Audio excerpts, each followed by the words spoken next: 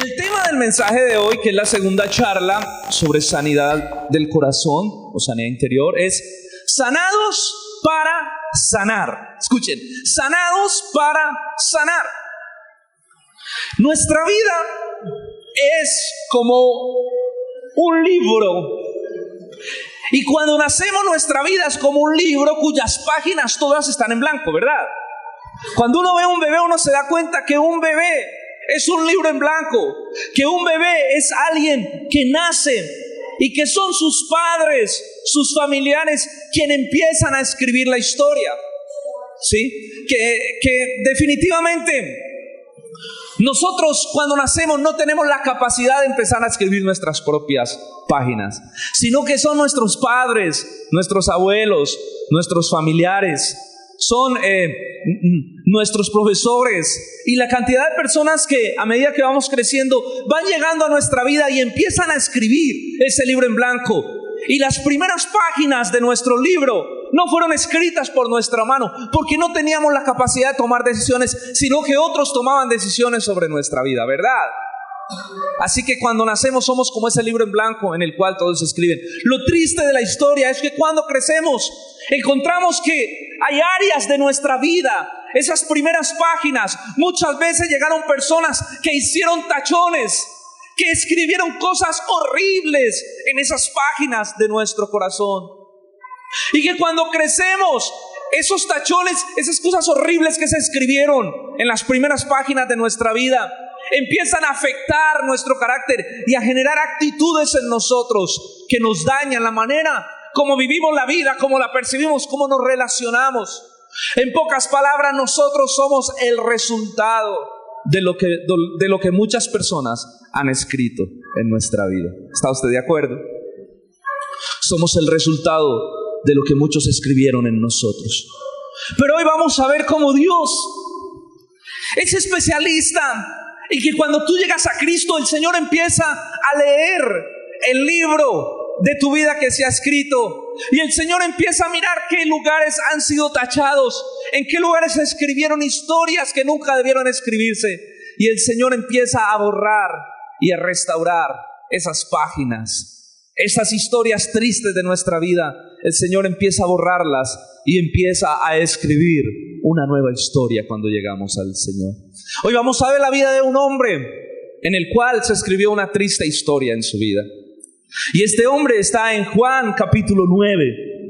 Juan capítulo 9 nos habla de un hombre cuya historia fue realmente muy triste.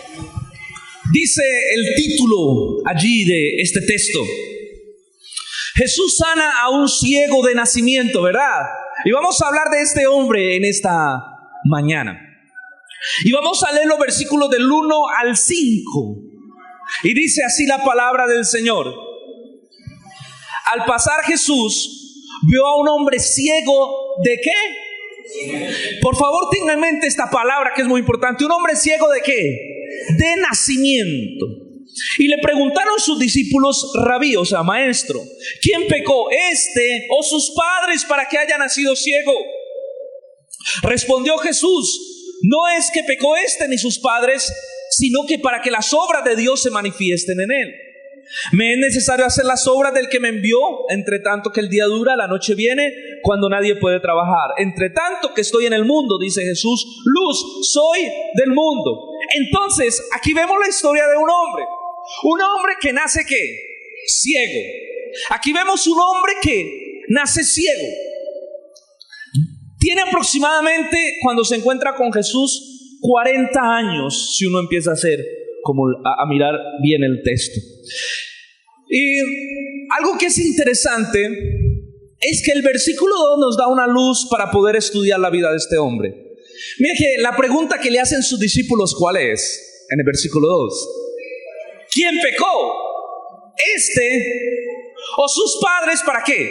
Para que haya nacido ciego.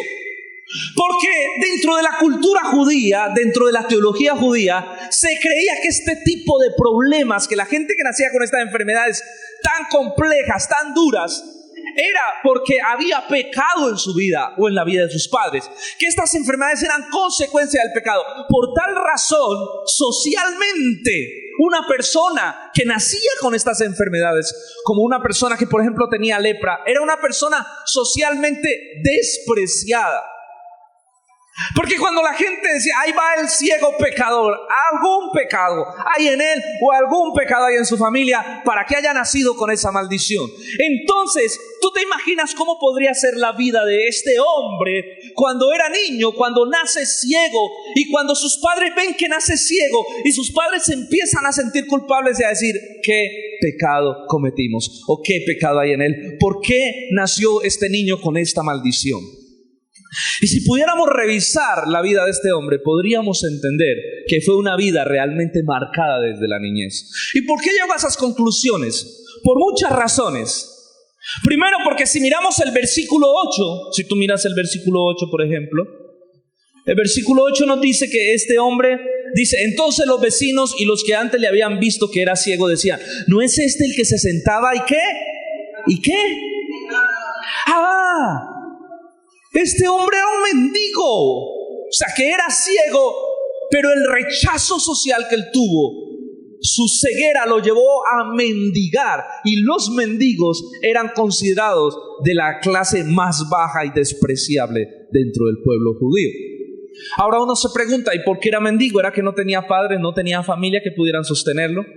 Y resulta que cuando tú sigues leyendo la historia, tú te das cuenta que a este hombre Jesús lo sana. Y los fariseos se alborotan y dicen, ¿pero qué le pasó a este? ¿Quién lo pudo haber sanado? Él les dice, Jesús, él me sanó. Entonces a estos fariseos no creían que este hombre había sido sano por Jesús porque su ceguera era de nacimiento. Entonces mandan a llamar a sus padres, o sea que sí tenía padres. Y cuando los fariseos mandan a llamar a sus padres, le preguntan, ¿este es hijo de ustedes? ¿Verdad que este hijo era ciego? Ellos le dijeron, claro, ciertamente este es nuestro hijo y ciertamente era ciego. Y entonces los fariseos le preguntan, ¿y qué fue lo que pasó?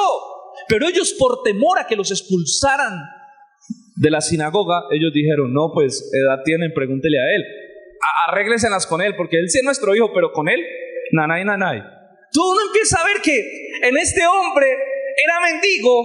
La respuesta que dan sus padres frente a los fariseos es una respuesta también que casi que de desprecio por el temor, pudo más el temor que la vida de su propio hijo. Entonces uno empieza a decir, definitivamente este hombre desde pequeño vivió una vida de desprecio, desde pequeño vivió una vida de rechazo. Sus padres, lo más probable es que cuando él nace con esta ceguera, lo rechazan, porque ven un niño que viene con maldición por el concepto que ellos tenían.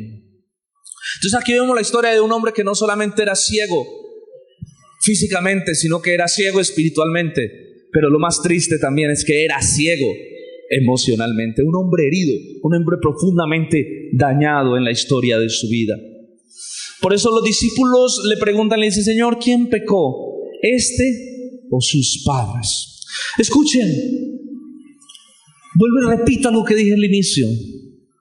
Uno es de adulto la consecuencia de lo que hicieron con uno de niño. Los psicólogos dicen que entre los 1 y los 8 años son años determinantes y decisivos en la etapa de crianza de un niño. Y cuando tú te pones a revisar tu vida, tú te das cuenta que tú eres hoy el resultado de la historia que tus padres escribieron en tu vida y que mucha gente escribió. Uno es de adulto el resultado de lo que hicieron con uno de niño. Y existen actitudes en nosotros. Yo no sé quiénes pueden ser honestos y entender y decir, sí, pastor, hay actitudes en mí que yo no quiero que estén. Y que yo veo que son el resultado de una herida, de algo que hicieron en mí. Miren, ¿cuál puede ser el producto de una persona rechazada?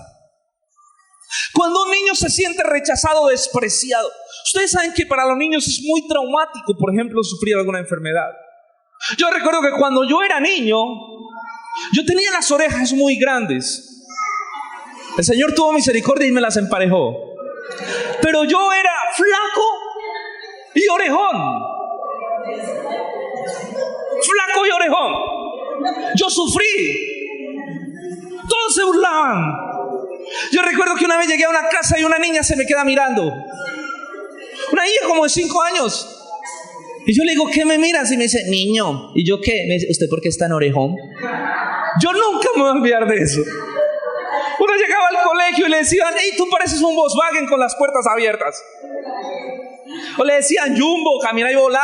Era traumático. ¿Cuántos sufrieron de bullying cuando eran niños?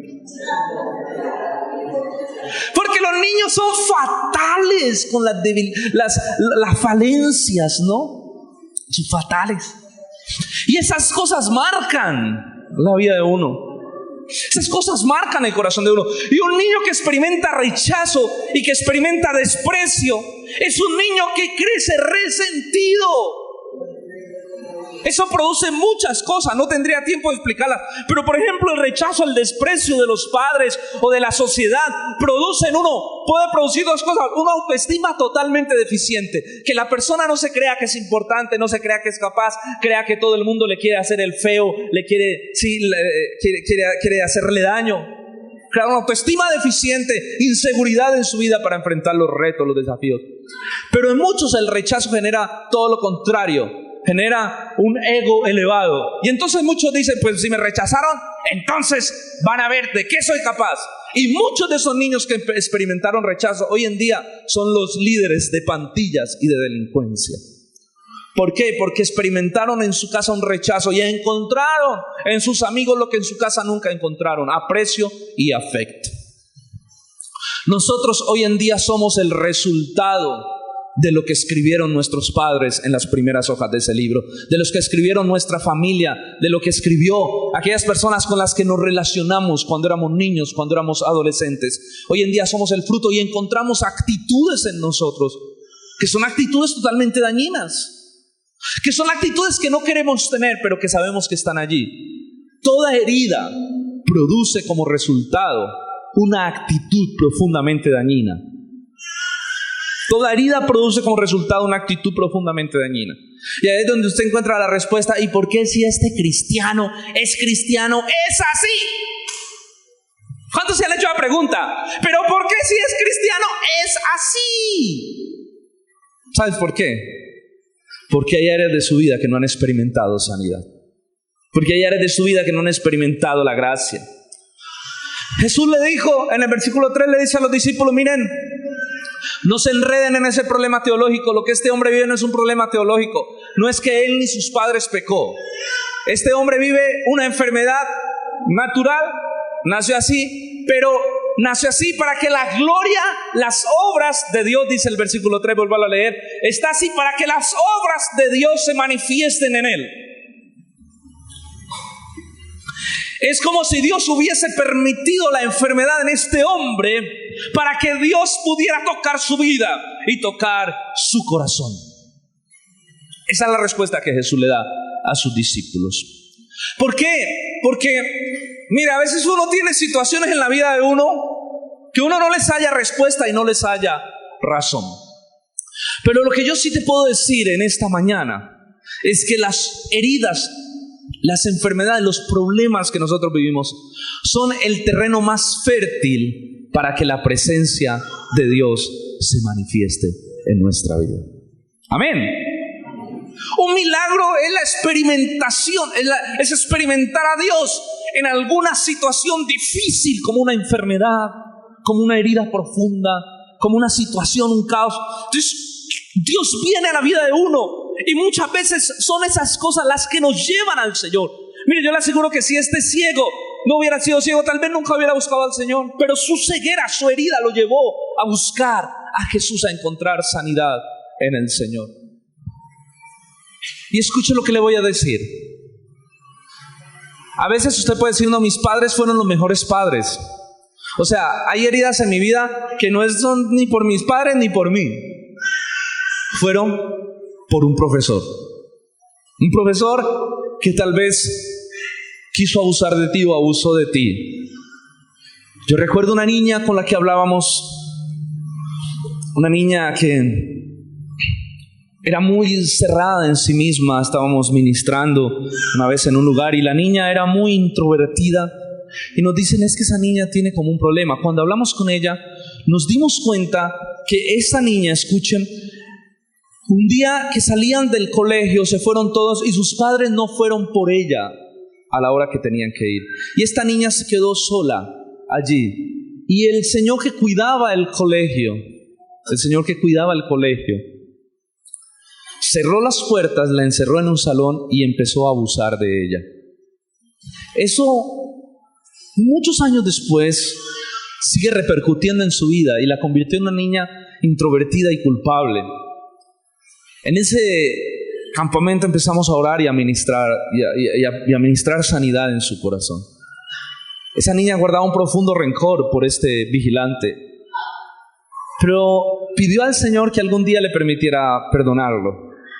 Y un día estaba ella en otro colegio muy lejos de la ciudad, cuando llevaron un hombre a dar un testimonio a ese colegio.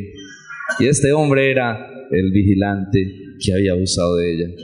Y la niña estaba sentada ahí mientras este hombre hablaba de su experiencia de conversión a Cristo.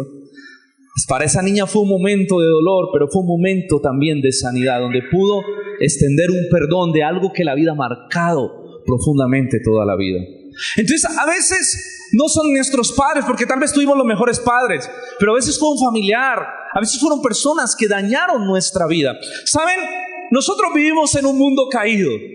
Y como vivimos en un mundo caído, el mundo está constantemente en función de destruir nuestra vida. Nosotros tenemos 3 enemigos: el diablo, el mundo, la carne. Y todos están en constante caminar para destruirnos. Y escuche, Satanás desde que un niño nace lo marca y lo quiere destruir, porque Satanás sabe que si marca la vida de un niño, Satanás sabe que si destruye la vida de un niño, Satanás sabe que si afecta la vida de un niño, va a crear un adulto atado al pecado, va a crear un adulto malo, va a crear a alguien con problemas, a alguien con maldad dentro de su corazón. Por eso Satanás tiene a los niños en la mira. Los padres tienen que ser muy sabios que ven sus hijos. Por eso es tan delicado también la crianza con nuestros hijos. Satanás va a tratar de romper los hogares. Satanás va a tratar de que los hogares se destruyan, porque un niño que viene de un hogar destruido es un niño que crece con temores, con inseguridad, con dolor, con heridas en su corazón. Un niño que no crece con papá y mamá es un niño que no puede desarrollar todas las cosas que el Señor le ha entregado, a menos que Dios traiga sanidad en un momento de su vida. Pero Satanás tiene en la mira a los niños desde un principio. Por eso la responsabilidad de los padres, y esperamos que esta serie nos sirva para que entendamos la responsabilidad que tenemos de educar y de criar hijos que sean sanos, que sean saludables. Mire, usted tiene que cuidar a sus hijos. ¿Cuántas veces no hemos encontrado que, por ejemplo, hay tíos que abusan sexualmente de los niños? No, con los niños tiene que estar 5 ojos. 5 ojos, ¿quién va a estar con él? Si es una niña más, ¿quién? Bueno, ok, sí, pero estaré todos pendiente. Pero nada, que venga, me la llevo a dar una vuelta. Hay que cuidar, porque los padres son responsables de que los niños crezcan sanos. Mi hermano, ¿cuántas heridas hay en su vida? Evalúe cómo fue la relación, cómo lo trataron sus papás. ¿Cuántos tuvieron padres que dicen, uy, mis padres fueron los mejores? ¿Cuántos dicen, no, mi papá me maltrató, mi papá me hizo tanto daño, nunca tuve un papá, mi mamá me abandonó? Hay una cantidad de situaciones que pasaron en nuestra vida que nos marcaron. Y llegamos a Cristo y hay esas heridas profundas almacenadas. Ahora, no solo los padres. ¿Cuántas mujeres no han sido marcadas por un hombre? Heridas profundamente por un hombre que llegó a su vida, las abandonó o las maltrató o abusó de ellas emocional y sexualmente, y hoy en día están marcadas y les cuesta tener una relación sana con algún otro hombre, porque hay heridas, hay marcas, sienten que a toda hora las desprecian, las lastiman, porque hay marcas todavía en su corazón. La idea de estos primeros mensajes, por eso yo les digo que yo no quiero que se pierdan ningún mensaje de la serie, porque hay mensajes que lo que van a hacer es despertar en usted la herida. Pero esto es como cuando usted va al doctor. Cuando uno va al doctor, usted va al doctor y, por ejemplo, le dicen, usted tiene una infección, usted necesita tomar... ¿Qué mandan para la infección? ¿Cómo? Amoxicilina. ¿Y por cuánto tiempo la mandan normalmente? 10 días, casi siempre. Usted necesita tomar amoxicilina durante 10 días, cada 8 horas, ¿verdad? ¿Y qué pasa si usted irrumpe el tratamiento? Si usted se toma una hoy, una pasado mañana, otra dentro de 15 días, otra dentro de un mes, pues lo va a matar la infección. Entonces hay mensajes que le van a dejar la herida abierta. Y si usted se va con la herida abierta y vuelve dentro de un mes, ¿recuerdan los cristianos que vienen a la iglesia de mes en cuando? Viene dentro de un mes, hermano, usted está mal. En este momento de 18 días entramos a la UCI. Y la UCI es la unidad de cuidados intensivos de la iglesia. Usted no se puede, perdóneme que le diga, es una responsabilidad con su propia vida. Usted no puede perderse esta serie, ningún mensaje, porque cada mensaje es una amoxicilina espiritual que lo está sanando. Por eso, mi urgencia de poder ver cómo habilitamos un espacio para que la gente pueda recibir la palabra y nadie de la iglesia se pierda ninguno de estos mensajes. Jesús le dice a los discípulos, ni este ni aquel pecó, este hombre es así. Pero les voy a decir una cosa, es así para que la gloria de Dios se manifieste, dice el versículo 3, para mostrar mi poder en medio de su enfermedad. Yo sí le voy a decir una cosa, mi hermano, no importa cuál sea su herida, no importa cuán honda sea su herida, no importa cuán profunda sea su herida, si usted está dispuesto, Dios lo va a sanar. Dios lo va a sanar. Porque esa es la característica, esa es la perfección, ese es el anhelo que hay en el corazón de Dios, tener hijos sanos. Dios no quiere tener más cristianos que caminen llenos de conocimiento pero con el corazón dañado. Porque lo dije hace 8 días, un cristiano que tiene la cabeza llena de conocimiento pero que tiene el corazón herido es un fariseo. Los fariseos son eso, personas con un corazón herido, resentido, pero con mucho conocimiento bíblico. Yo personalmente no quiero en esta iglesia que todos seamos un poco de cabezones, pero cabezones resentidos, cabezones amargados, cabezones de mal testimonio. No, que seamos cabezones, ¿cuánto dan gloria a Dios? Que podamos entender, cuando digo cabezones, es que podamos tener nuestra cabeza llena del conocimiento del Señor. Dice la Biblia que crezcamos en el conocimiento de Dios, pero que sobre todo tengamos un corazón grandote, sanado por el Señor. Amén. Y tú te das cuenta cuando una persona es sana emocionalmente. Tú de una te das cuenta cuando una persona es sana emocionalmente. Mire, fácilmente puede amar, fácilmente puede contar sus dificultades, fácilmente se puede relacionar, ¿sí? Tú le ves el gozo, tú le ves la alegría. Una persona sana emocionalmente se le nota, porque la sanidad se nota. Amén. Así como cuando usted sabe, ¿cómo se da cuenta usted que alguien es sano físicamente?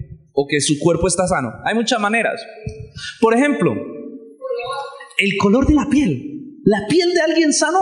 Porque aquí todos tienen una piel hermosa. Dígale que está a su lado, tienes una piel hermosa. Pero cuando usted ve a alguien así con la piel toda seca, es porque hay un problema por dentro. Porque es que los problemas internos se manifiestan por algún lado externamente. Igualmente la persona emocionalmente enferma, hay una manifestación en sus actitudes, si es sano o si está enfermo. Las actitudes a nosotros determinan si una persona es sana o es enferma, emocionalmente o espiritualmente. Ok, Dios es un Dios experto en sanar. Y yo le tengo una buena noticia. Romanos 8:28 dice que a los que aman a Dios, todas las cosas les ayudan para bien. Es decir, el Señor es experto en coger los peores momentos de nuestra vida y convertirlos en nuestras mejores victorias, en nuestra mejor experiencia. Conozco, por ejemplo, una pastora que para mí la amo y es tremenda mujer de Dios, que el éxito de su ministerio radica en todos los chicharrones que vivió antes de llegar a Cristo. ¿En serio? Si tú me dices, pastor, y esa mujer, el éxito de ella es todo lo que Dios sanó en su vida, y con todo lo que Dios sanó, ella tiene las herramientas para llevar sanidad a otros. O sea que tampoco es desilusionante llegar a Cristo, porque muchos van a decir, ay pastor, si usted supiera, yo no tengo herida, yo tengo chambas. Mi alma es una chamba completa, porque eso a mí me hicieron. Tranquilo, hermano, usted puede ser el mejor instrumento en las manos de Dios.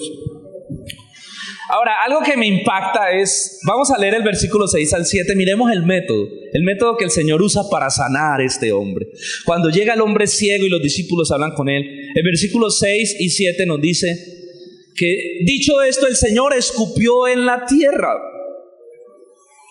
e hizo lodo con la saliva y untó los ojos del ciego. Y le dijo, ve a lavarte en el estanque de Siloé, que traducido es enviado. Entonces fue, se lavó y regresó, ¿qué? Viendo. Hermano, el Señor me reveló un método para la sanidad. ¿Quiénes quieren recibir sanidad? Vengan acá. Uno, ¿cómo hizo? Miren la cara, que miren la cara al de enseguida. Ay, no, pastor, a mí que me escupa Jesús, pero usted. Pero algo que me impacta, en serio, oiga, vamos a ponerle sentido común a la cosa. Qué interesante este acto, ¿no? El Señor llega y ¡puf!, escupe, hace lodo y se lo unta. Medio desagradable el método. Pero como decíamos ahorita, si es el Señor, hermano, a mí que me escupa, que... Pero, raro, ¿no? Venga, en serio, raro, ¿sí o no? Que el Señor haga eso. O sea, el Señor, ¿por qué no dijo, le puso la mano y le dijo, recupera la vista? ¿Sí o no? ¿O por qué no lo sopló? Se sanó. Pero le hace lodo con la saliva, lo unta y lo manda a lavar al estanque de Siloé. O sea, es un método raro. Pues el Señor podía haber sido más simple, ¿no? Ve, ¿ustedes saben por qué el Señor lo sanó con saliva y lodo? ¿Saben? Yo tampoco. Ahí lo dejo porque no tengo ni idea por qué hizo eso. No tengo ni idea, y el día que llegue él se lo va a preguntar al Señor, venga, ¿usted por qué lo sanó con lodo? Sí, porque ir más allá es especular, ¿no? Especular como no, es que hermanos, el lodo, fuimos formados del lodo. Y el Señor quería que este hombre sintiera de dónde fue hecho, de dónde fue tomado. No, la Biblia no dice nada de eso. Lo sanó con lodo, con saliva y barro. Pero algo que sí entendemos es que ¿cómo Dios nos sane? No lo sabemos. A uno lo sanó hablándoles, a otro lo sanó tocándoles, a otro ni siquiera fue hasta la casa, le mandó una palabra. Porque es que hay gente, pastor, ¿y cómo hago Dios? Yo para que Dios me sane. El método, porque es que no hay una vez, ¿no? No es que, bueno, hermanos, hoy nos vamos a sentar y vamos a repetir esta oración para que Dios traiga sanidad espiritual, sanidad interior. Mañana, entonces, vamos a repetir 7 veces el Padre Nuestro. Luego vamos a ir el miércoles a la calle, vamos a coger lodo, lo traen aquí. No hay una ABC. Pero lo que sí hay es que el Señor necesita un corazón dispuesto. A veces los cristianos encasillamos a Dios dentro de métodos, ¿no? Pastor, es que Dios no se mueve si no hacemos esto. ¿Cómo así que Dios no se mueve si no hacemos esto? Pastor, es que en el culto tiene que ser primero la alabanza, luego los anuncios y luego la prédica. Y en la alabanza tiene que ser primero la adoración, las lentas, y luego las rápidas. Así se mueve tanto el Señor. Pero cuando tocan solamente la guitarra y la batería, no se mueve el Señor. Hoy fue un momento espectacular, ¿no? Experimentamos a Dios de una manera linda. Y no estuvo todo el grupo. ¿Por qué? Porque no hay métodos. O sea, Dios no es un Dios de métodos. Nosotros somos los cuadriculados, ¿no? Los fariseos dijeron, oiga, pero venga, ¿cómo así que? Y un día de reposo, el día de reposo no se sana a nadie, el sábado no se sana a nadie. ¿Cómo así que a este le da por sanar un día sábado? Encasillado, ¿no? O sea, la estructura. No, Dios sana un sábado, sana un miércoles, sana un domingo, le pone la mano, le echa lodo, lo sana a través del pastor, lo sana a través del diácono, lo sana porque un nuevo llegó y le puso la mano y dijimos, vamos a orar, y de pronto esa persona que se convirtió al Señor ora y se sanó. O sea, no hay un método. Pastor, póngame la mano, que yo sé que si me pone la mano el Señor va a sanar. No hay un método. Es lo que hay en el corazón lo que nos sana. Este ciego quería ser sano. Este ciego quería volver a ver, quería que el Señor lo hiciera libre. Y Dios, cuando hay disposición, lo hace. Porque la Biblia dice, un corazón contrito y humillado no despreciarás tú, oh Señor. Dios obra de manera muy creativa. Cuando llegamos al Señor, escuchen lo que lo voy a decir. Cuando nosotros llegamos a Dios, es el momento en que empieza la restauración de nuestra vida. Cuando la Biblia dice, el que está en Cristo, ¿qué dice? Nueva criatura, de las cosas viejas pasaron, todas son hechas nuevas. Eso quiere decir que se empieza a escribir una nueva historia en tu vida cuando llegas a Cristo. Yo no sé a qué edad llegaste, pero si algo yo le aconsejo a la gente es conviértase a Cristo lo más rápido que pueda. Porque hay gente que dice, yo me convierto a Cristo cuando esté cucho, cuando ya haya hecho y deshecho con mi vida y me convierto a Cristo. No, conviértase a Cristo, entre más joven mejor, más chicharrones se va a evitar. Este hombre llegó a Cristo a los 40 años y a los 40 años empezó la restauración y la sanidad. Porque todos nosotros cuando vivimos sin Cristo, vivimos en un mundo que nos hiere, que nos lastima y llegamos con una cantidad de heridas. Pero cuando llegamos a Cristo, el Señor empieza un proceso de sanidad. Y como dice uno de los cuadros, que no los tenemos aquí por la remodelación que estamos haciendo, dice: el que empezó la buena obra la va ¿a qué? A terminar. Llegamos a Cristo, el Señor empieza a sanar y a restaurar. Llegamos a Cristo, nuestra vida empieza a tomar otro sentido. Y por eso usted se da cuenta que constantemente el Señor está trayendo a su mente las heridas de su pasado. Constantemente el Señor lo está confrontando a usted con situaciones de su pasado, con actitudes equivocadas que hay en su vida. Porque el Señor constantemente está sacando los chicharrones que tenemos por dentro. ¿Cuántos saben que todos aquí estamos llenos de chicharrones? El Señor frita uno y sale otro.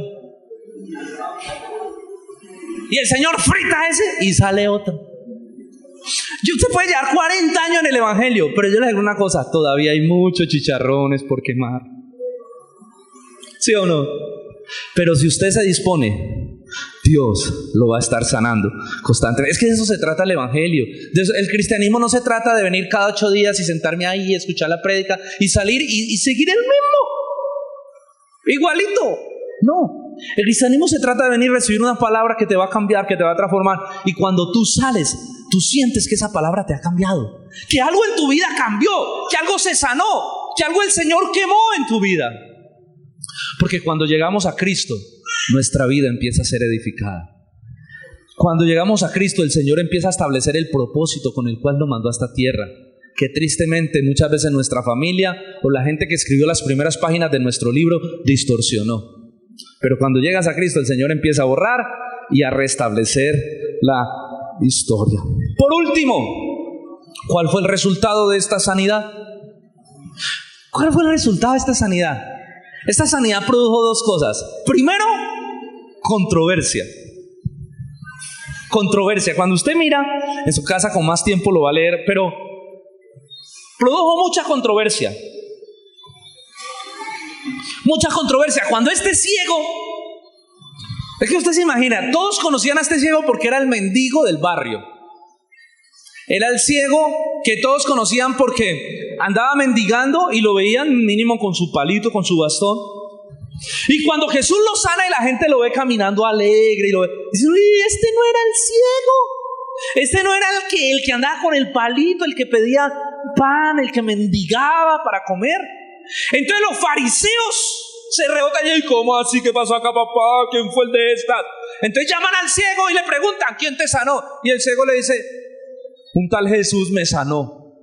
¿Pero cómo te puede sanar si él es pecador y hoy es sábado? Vea, lo que ustedes piensen, yo no sé. Lo único que sé es que yo antes no veía y ahora veo. Porque ellos lo atacaban. No, pero ¿cómo así? Dinos la verdad. Le dice: ¿cuál verdad? Ya les he dicho la verdad. Yo antes no veía y ahora veo. O sea que produjo controversia en los fariseos, en el sistema religioso. Pero en el corazón del ciego, ¿qué produjo? ¿Qué produjo en el corazón del ciego? Convicción, sanidad, restauración. Miren los versículos del 8 al 12. Dice así: entonces los vecinos y los que antes le habían visto que era ciego decían: ¿no es este el que se sentaba a mendigar? Unos decían: él es, y otros: pues se parece. Y él decía: yo soy. Y le dijeron: ¿cómo te fueron abiertos los ojos? Y él respondió: aquel hombre que se llama Jesús hizo lodo y me untó en los ojos y me dijo: ve y lávate al estanque de Siloé. Fui y me lavé y recibí la vista. Entonces dijeron: ¿dónde está él? Y el ciego les dijo: no sé, se fue, se perdió. Mire, mi hermano, esta sanidad produjo en el ciego un impacto eterno en su vida. Y yo quiero decirte algo en esta mañana. El Señor no solo estaba interesado en la sanidad física de este ciego, porque el Señor sabía que este ciego no solo necesitaba ser sano físicamente y ver. El Señor sabía que este ciego necesitaba ser sano espiritualmente, porque no conocía a Cristo. Y el Señor sabía que este ciego necesitaba ser sano emocionalmente, porque había sufrido rechazo toda su infancia, su adolescencia, su juventud y su adultez. El Señor sabía que este ciego tenía unos profundos problemas que necesitaban sanidad. Y cuando Jesús llega a la vida de este hombre, Jesús produce una sanidad integral. El Señor no solo le abrió los ojos físicamente, sino que miren lo que hace después, en el versículo 35 al 38. Miren que el Señor se pierde y luego vuelve donde el ciego para traer sanidad, para traer salvación. Versículo 37 al 38 dice así. Cuando Jesús habla de la ceguera espiritual, versículo 35, oyó Jesús pues que le habían expulsado de la sinagoga y hallándole le dijo, ¿crees tú? Está hablando con el ciego, ¿crees tú en el Hijo de Dios? Y respondiendo él le dijo, ¿quién es, Señor, para creer? Y Jesús le dijo, pues le has visto, el que habla contigo es. Y el ciego le dijo, creo, Señor, y adoró. Note usted que Jesús se va y luego viene y lo busca. Le dice, hey, ya te sané físicamente, pero necesitas algo más importante, la sanidad espiritual. ¿Tú crees en el Hijo de Dios? Y él le dice, ¿quién es? Le dice, soy yo. Creo, Señor, y adoró. Se convirtió, entregó su vida a Cristo y recibió la sanidad espiritual. El milagro más importante, porque tú puedes ser sano, el Señor te puede sanar. ¿Cuántas personas Jesús no sanó? ¿Recuerdan los 10 leprosos? Sanó a 10 y solo 12 volvieron a dar gracias. Y el Señor dijo, ¿dónde están los otros? Hay gente que solo viene por su sanidad. Dios los sana y se pierden y no se llevan lo más importante, que es la salvación, la sanidad de su espíritu. Pero es que también hay algo en tu vida que es más importante que tu sanidad física, y es la sanidad de tu corazón. Y cuando tú estudias la historia, cuando tú miras la actitud del ciego, tú te das cuenta que este ciego recibió libertad. Las actitudes de este ciego, el poder hablar libremente frente a los fariseos, el poder hablar con Jesús. Cuando hablaba con la gente, tú comienzas a percibir que ahora era un hombre que había sido sano y restaurado, que su autoestima. Yo una de las cosas que creo, especulo, por favor, no estoy diciendo que eso lo dice la Biblia, yo especulo, ¿sí? Dentro de estos términos, pienso que puede ser así. Es que el Señor hizo su saliva, la puso en el lodo, lo tocó para restaurar su rechazo. Porque el Señor puso su propia saliva en él, lo tocó con su saliva, lo sobó. Yo creo personalmente que el Señor estaba sanando su rechazo, sus heridas, todo lo que sufrió él frente al desprecio por su enfermedad. Porque Dios es un Dios que está interesado en toda tu vida, no solo en tu vida espiritual, no solo en tu vida física, sino también en tu vida emocional. Dice la Biblia, amado, yo deseo que seas prosperado en todo, así como prospera tu alma.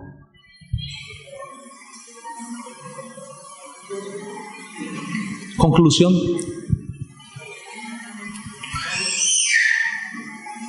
Mucha gente fue impactada por la vida de este ciego, porque era un ciego público.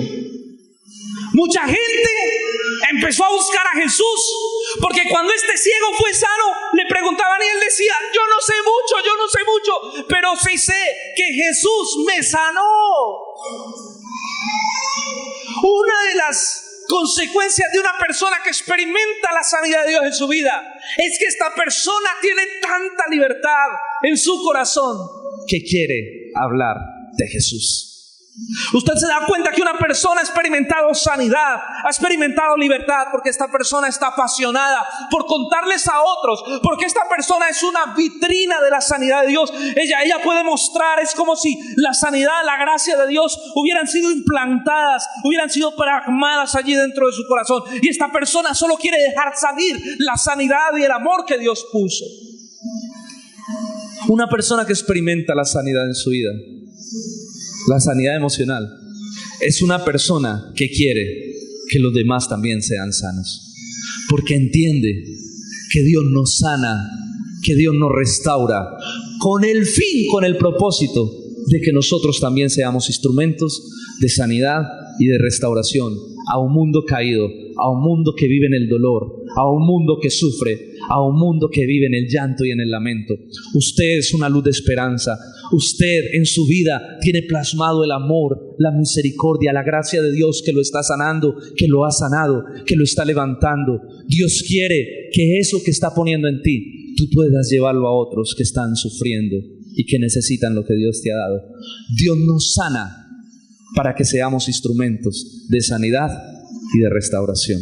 Amén. Vamos a orar en esta mañana. Póngase.